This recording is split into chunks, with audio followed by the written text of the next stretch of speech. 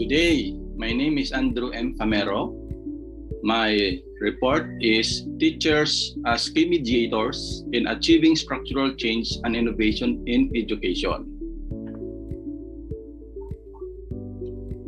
I will be reporting two topics or 2 points: teacher as mediators in achieving change and teacher as mediators in achieving innovation. First, as teacher as mediators in achieving change in education, according to Aragon of acadasia.com, there are 5 trends that teacher can mediate between school and student. Number 1, focusing on data-informed decision-making. Number 2, adapting a whole child approach. Number 3, preparing deliberately for abruptions. 4, transforming educational systems. And the last, training teachers to be 21st century educators.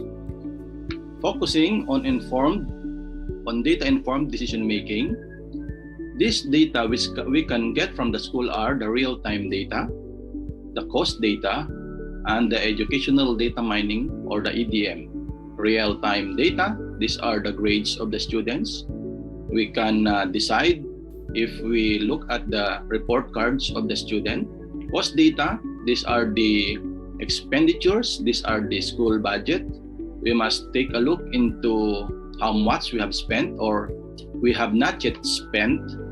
So if there are things that money that we have not yet spent, so we must make a program of work in order to utilize the fund. So these are cost data. Educational data mining, these are various data. It's like a mine in a mountain where we have a lot of rich resources like achievement data, demographic data, program data, and perception data. So all of this data can be used in order to achieve change in our school. And these data are very important for us teachers to have a sound and a good decision. Number 2, we must also adapt a whole child approach, which means we must teach our students and we must collaborate with our partners and the community holistically, or the whole-rounded approach of relating with our students and with the community. According to one proverb, it takes the whole village to educate the child. So we must consider the social and emotional skills. We must also consider cognitive skills, their literacy understanding, mathematics and science understanding. So in order for us to know these things, not only that we teach, but also outside teaching, we must know the students well. In this time of pandemic, we must prepare deliberately for disruptions. Our time nowadays is very unpredictable. We must see to it that we have this continuity of learning and resilience in adversity, like when we are faced with natural challenges or natural calamities like typhoon and earthquake. We must see to it that we still continue to teach our students even though we are faced with many problems. Transforming educational systems. What are these educational systems? These educational systems are the programs in school which we must adapt to different changes. We must adapt to different changes like carrying out and giving our best approach and to be very flexible in whatever circumstance that might come in our course of implementing school programs. Next is the very controversial multimodal delivery, or which we call it the flexible delivery of instruction. We must apply many kinds of flexible learning strategies like different applications and different internet gadgets, computers. We must collaborate with government agencies like ICTs or DICTs and Department of Science and Technology for multimodal delivery. We must also use technology with strong pedagogy. What do we mean by this? With or without technology, we must still teach our students. We must still reach our partners and stakeholders, even though our school lacks technology. So we must devise ways in order to tap resources, even though with or without technology.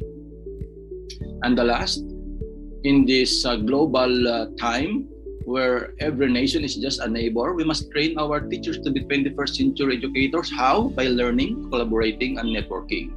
And of course, by enrolling our teachers and our staff in online course for professional development. Now, let's go to another topic, which is teachers as mediators in achieving innovation. Not only that we are mediators in achieving changes in our school, but we are also mediators in achieving innovation. I have here 6 points to consider. That teachers are always open to change, and teachers should use non-traditional teaching methods, and teachers should allow students to work in small groups, and teachers should allow students to use ICT frequently, and informing in crafting new ideas. Teachers should provide support to each other, and teachers strive to develop new idea. What are these? These are suggestions coming from the OECD, or the Organization for Economic Cooperation and Development. They conducted a survey called Teaching and Learning International Survey in the year 2018. So these are the responses of 260,000 teachers, especially in Europe, on how they bring innovation to their classrooms. So according to one of the teachers in South Africa, since the world is not static and since the world is always changing, we should keep abreast of the development around us. According to one teacher also in Russia, children always look forward to something new and fresh. According to a teacher in Australia, there is a move from knowledge learning to skills-based learning, making sure that students have skills they need not just small group, but in a global or worldwide level. According to the survey of teaching and learning, this is an international survey, 74% of teachers say that most teachers in their school are open to change. 10 years ago, according to a teacher in Belgium, they have noticed that pupils don't sit at their desks all day. So there is already a shift from traditional teaching, which is the normal routine of student and the teacher interaction, to a non-traditional teaching method. So one teacher also in Belgium introduced new content. These are contents that are not common. For example, clean technology. For example, they also aim for new experience-oriented teaching methods. They are also given awareness about climate change. So globally also, before the pandemic, digital innovations are also being implemented in Europe. They have already used interactive whiteboards, projectors, and interactive exercises. They even used the YouTube videos as another type of teaching, including enhanced realities, drones, and amongst others, as used by teachers in Finland. In Singapore, the students get to collectively decide what they want to discover about a particular topic. Based on that, they have more interaction rather than just a teacher-student interaction. Teachers in these countries are increasingly using non-traditional methods of teaching and learning in their classroom. So this survey found out that teachers in Europe and other parts of the world in Asia are using non-traditional methods. There's a shift from traditional to non-traditional method. 50% of teachers have students work in small groups to develop a joint solution to a problem or task. 53% of teachers frequently let students use ICT for projects or classwork. And in developing innovations and new ideas, teachers consult their own colleagues whenever they experienced, for more experience rather, in their field, whenever they form new ideas or whenever they introduce new lessons. Initially, according to Abel Munoz of Colombia, I thought of the idea on my own, but I also discussed it with my colleagues who teach the same class. And I think it is very important for the teachers to exchange ideas about their practices with one another.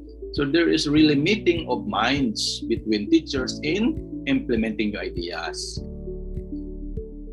Of course, this survey finds that 78% of teachers say that they provide practical support to each other for the new applications or for the new innovations.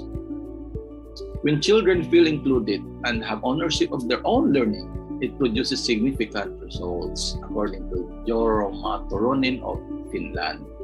According to Michelle Jong, with teachers' innovation in the classroom, she hopes to inspire students to think, work, and live differently so that they'll be able to manage the challenges of tomorrow's world. So there we have read and learned about the different innovations in different parts of the world.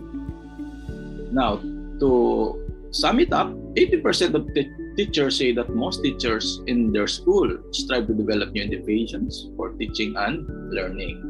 Now, to end my report, you can make a change too and become a world-class Filipino game changer or innovator, like Dr. Astrid Tumenes and Rafael Buenaventura. Dr. Astrid Tumenes is a Filipina born in Iloilo. She is just very what do you call this? She doesn't belong to a rich family. She's a poor member of their province in Iloilo, but she was able to reach the heights by using data, by using distance learning, flexible learning, and she has spoken 7 languages. So she became the president of the largest university in Utah. It is the Utah Valley University. So we can make change too and become a world-class Filipino innovator like Dr. Tumenes of Utah Valley University and also Dr. Sarah Mil Buenaventura, who uses rap, dance, games, and apps to teach algebra and mathematics. And for that, he won the Big Apple Award from the New York City Department of Education. For me to close my report, let us also say yes to ourselves that we can be a game changer and innovator. Thank you for listening to my report. Bye-bye and God bless.